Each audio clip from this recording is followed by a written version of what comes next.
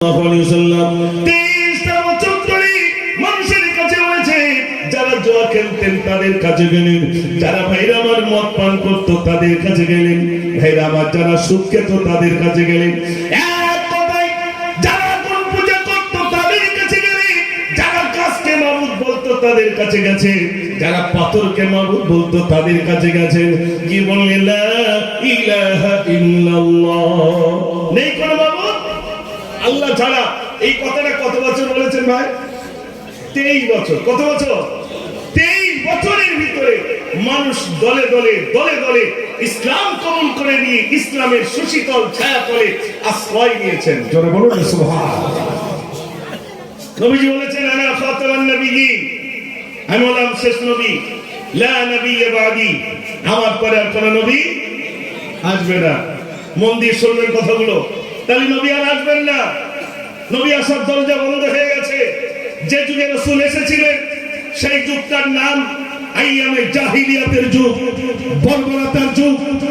যে যুগে মানুষ মদ পান করত, জুয়া খেলতো, টিকিট খেলতো, ব্যভিচার করত, নারী হত্যা করত, নারীদেরকে জীবিত পুঁতে দেওয়া হতো, নারীদেরকে মনে করা হতো অভিশাপ, তাদেরকে জীবিত পুঁতে দেওয়া হতো। 23 বছরের ভিতরে যারা মদ খেত মদ খাওয়া ছেড়ে দিল, যারা জুয়া খেলতো জুয়া খেলা ছেড়ে দিল, যারা মেলায় যেত মেলা দেখা ছেড়ে দিল, যারা ব্যভিচার করতো ব্যভিচার করা ছেড়ে দিল। 23 বছরের ভিতরে সব কুকর্ম দূর হয়ে গেল, মক্কায় শান্তি এসে গেল। ভাইরা আমার, রাসূল করিম সাল্লাল্লাহু আলাইহি সাল্লাম 23টা বছরের ভিতরে তার মেহনতের বদৌলতে বিজয় ঘটলো মক্কা এবং মদিনায়, এবং সারা ওয়ার্ল্ডের দিকে মানুষ ইসলামের দাওয়াত দিতে শুরু করলেন। একটু জোরে বলুন না সুবহানাল্লাহ। এবার আপনাদের কাছে প্রশ্ন, নবী তো আর আসবেন না, বলুন তো সেই জাহিলি যুগের মদ ছিল, এই যুগে আছে না নাই? একটু কথা বলতে হবে। সেই যুগে জুয়া ছিল, এই যুগে আছে না নাই? সেই যুগে টিকিট খেলা ছিল, এই যুগে আছে না নাই? সেই যুগে ব্যভিচার ছিল, এই যুগে আছে না নাই? সেই যুগে নারী হত্যা করতে, এই যুগে আছে না নাই? আপনারা বলুন, সেই যুগে যা ছিল এই যুগে তাছাড়া বেড়েছে না কমেছে? বেড়েছে। নবী তো আর আসবেন না। মদের বিরুদ্ধে বলবে কে? জুয়ার বিরুদ্ধে বলবে কে? টিকিটের বিরুদ্ধে বলবে কে? ব্যভিচারের বিরুদ্ধে বলবে কে? নারী হত্যার বিরুদ্ধে বলবে কে? মেম্বার সাহেব বলবেন, মমতা ব্যানার্জি বলবেন, নরেন্দ্র মোদী বলবেন?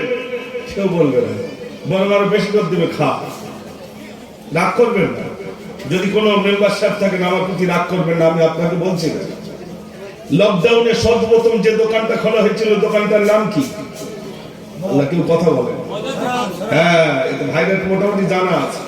লকডাউনে সর্বপ্রথম যে দোকানটা খোলা হয়েছিল ওই দোকানটার নাম হলো মদের দোকান। ও ভাইরা, তাহলে আপনাকে খাওয়ার জন্য অনুমতি দেওয়া হলো, আর স্টেশনের নিচেই লেখা আছে গোপনে মদ ছাড়া। ওদিকে খাওয়ার অর্ডার দেওয়া হলো, আর এদিকে দেওয়া হচ্ছে খেও না। আমি ইউটিউবে অনেক হিন্দু ভাইয়ের বক্তব্য শুনেছি। দীনবন্ধু ঠাকুর বলে একজন আছেন, তিনি বক্তব্য রাখেন। তিনি বলছেন অথর্ববেদ, জিন্দা বিস্তার, এইরকম যে বেদের যে কটা বই রয়েছে প্রত্যেকটা বইয়ে কোন বইতে আমি দেখিনি যে ধর্মে মদ খাওয়া হালাল অর্থাৎ জায়েজ, এটা খেতে হবে বলা হয়নি, বরং প্রত্যেকটা ধর্মাবলম্বী মদ থেকে দূরে থাকার কথা বলেছেন। এখানে অনেক ভাইরা রয়েছে, আমরা আমরা যারা এখানে উপস্থিত আছি, এই মদ সমাজে বেড়েছে না কমেছে? ভাই বলবে কে? আমি মুজফ্ফর বললি তো পরের বদলে বললে ও দেখে দেখে আমাদের বলি। আমি নদী আমার লাইফে প্রথম এসেছি এই জায়গাটায়, নদী আশেপাশে এসেছি, কিন্তু এইখানটা আমি প্রথম এসেছি। হয় আমার টিউ লিগ দুটো একটা সারবে, আর নয় বাস্ত হবে, দুটোর একটা ইনশাআল্লাহ। রাগ করবেন না তো আপনারা? মাশাআল্লাহ, গজল তো শোনাবো ইনশাআল্লাহ। আমি তো ইঞ্জিন গরম করার মতো কটা বলে নিচ্ছি, আরো শোনাবো। এই তো হিন্দুস্তানকে নিয়ে লিখেছিলাম। ভারতবাসী ভারতবাসী ভারতবাসী গো, ভারতবাসী ভারতবাসী ভারতবাসী গো, সম্প্রীতির পতাকা আজি আমরা তুলিব, আমরা তুলিব, আমরা তুলিব। ভারতবাসী ভারতবাসী ভারতবাসী ভারতবাসী গো, ভারতবাসী ভারতবাসী ভারতবাসী গো, ক্ষুদিরামের আশফাকুল্লার বলিদানের দেশ, রবীন্দ্রনাথের নজরুলের জন্মভূমির দেশ। কজনের নাম বলেছে ভাই? আর কেউ শুনছেন না? আপনার মন দিয়ে শোনেন। ক্ষুদিরামের আশফাকুল্লার বলিদানের দেশ, রবীন্দ্রনাথের নজরুলের জন্মভূমির দেশ। কজনের নাম বলেছি? 4 জন। তবে রবীন্দ্রনাথ ঠাকুরের চিনি বইতে পড়েছি, নজরুল ইসলামের চিনি, ক্ষুদিরামেরও চিনি, দেখেছি ছবি। আশফাকুল্লাহ নাম শুনেছে না? ও মুখে দাড়ি ছিল তো, আর মাথায় টুপি ছিল, ইতিহাসে দিলে খারাপ দেখায়। দেখেননি? মুখে দাড়ি, মাথায় টুপি, তাই ইতিহাসে জায়গা পাই না। ইতিহাসে জায়গা দিল না। যদি আশফাকুল্লাহর ইতিহাস জানতে হয়, আপনি এমএ কমপ্লিট করবেন, বিএড কমপ্লিট করবেন, আশফাকুল্লাহর ইতিহাস খুঁজে পাবেন না। তাহলে আশফাকুল্লাহকে চিনতে গেলে ইতিহাস পড়তে হবে। চেপের কা ইতিহাস পড়ুন, ইতিহাসের ইতিহাস পড়ুন, তাহলে জানতে পারবেন হিন্দুস্তানের বুকে আলেমদের অবদান কম না বেশি। আশফাকুল্লাহ দেখিয়ে গেছেন। আশফাকুল্লাহকে ইংরেজরা বন্দী করলো।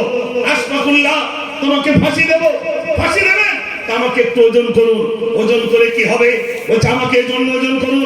ফাঁসির ভয়েতে যদি আমার ওজন কমে যায়, ইতিহাসের পাতায় লিখবেন কাপুরুষ আশফাকুল্লাহ, আমার ওজন যা ছিল যদি তাই থাকে, ইতিহাসের পাতায় লিখবেন সুপুরুষ আশফাকুল্লাহ, আমার ওজন যা ছিল তাছাড়া যদি বেড়ে যায়, ইতিহাসের পাতায় লিখবেন বীর পুরুষ আশফাকুল্লাহ। একটু জোরে বলুন সুবহানাল্লাহ। বীর 3টা অপশন দিলেন। ফাঁসির 15 দিন আগে ওজন হচ্ছে 100 কেজি।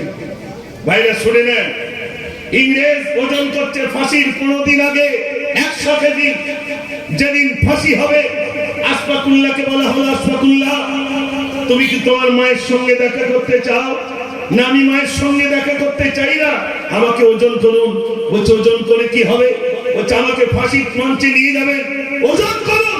হিন্দুস্তানের প্রতি, এই ভারতবর্ষের প্রতি আমার মহাব্বত আছে কিনা, আমার পরবর্তী জেনারেশন ইতিহাসের পাতায় মুসলমানের নামটা সন্ন্যত করে রাখা থাকবে। আপনি নিয়ে যান, আমাকে ফাঁসির মঞ্চে নিয়ে যাওয়ার পূর্বে ওজন করুন। 15 দিন আগে ওজন হয়েছে কত কেজি? জি জি, 100 কেজি। যেদিন ফাঁসি হবে সেদিন আশফাকুল্লাহর ওজন করা হচ্ছে। আশফাকুল্লাহর ওজন গিয়ে দাঁড়িয়েছে 150 কেজি। জোরে বলুন সুবহানাল্লাহ। ও যুবক ভাইরা, এই ইতিহাস পাবেন না, এই ইতিহাস পাবেন না। মাস্টার ডিগ্রি কমপ্লিট করলো, ইতিহাস পাওয়া যাবে না। এই ইতিহাস চেপে রাখা হলো, মুসলমানের নাম ইতিহাসে যাতে না থাকে। আমি অনেক কথা মনের ভিতরে উদয় হয়েছিল, আমি আস্তে আস্তে আপনাদের কাছে বলছি। ভাইরা বিশ্বাস করুন, তো আমি শোনাচ্ছিলাম আপনাদের কাছে ওই ভারতের ছোট্ট একটি কবিতা। যদি জোর আওয়াজ হয় পুরোটাই শোনাবো, আর আওয়াজ যদি কমে যায় তাহলে কিন্তু গজল হবে না। দেখি এবার আওয়াজ দেখি, নারে তাকবীর। আসলে বুঝতে পারলাম নতুন এসেছি তো, ওই জন্য যে গিয়ারটা কিরকম এটা বোঝা যাচ্ছে না। আর একবার জোর হবে, নারে তাকবীর। মাশাআল্লাহ, আস্তে আস্তে হবে ইনশাআল্লাহ। আমি লিখেছিলাম ভারতবাসী ভারতবাসী ভারতবাসী গো, ভারতবাসী ভারতবাসী ভারতবাসী গো, সম্প্রীতির পতাকা আজি আমরা তুলিব, আমরা তুলিব, আমরা তুলিব। ভারতবাসী ভারতবাসী ভারতবাসী গো, ভারতবাসী ভারতবাসী ভারতবাসী গো, ক্ষুদিরামের আশফাকুল্লাহর বলিদানের দেশ, রবীন্দ্রনাথের নজরুলের জন্মভূমির দেশ। সাম্প্রদায়িক চিকলকারি ছিঁড়ে ফেলিব, ছিঁড়ে ফেলিব, ছিঁড়ে ফেলিব। ভারতবাসী ভারতবাসী ভারতবাসী গো, ভারতবাসী ভারতবাসী ভারতবাসী গো। একদিকে তিন মন্দির আছে, থাকবে যে মসজিদ, মন্দিরতে ঘন্টা বাজে শুনবো যে তাকবীর, একদিকে তিন মন্দির আছে থাকবে যে মসজিদ, মন্দিরতে ঘন্টা বাজে শুনবো যে তাকবীর, মোখানে বারাত গড়তে আজি শপথ নেব, শপথ নেব, শপথ নেব, ভারতবাসী ভারতবাসী ভারতবাসী গো, ভারতবাসী ভারতবাসী ভারতবাসী গো, নারী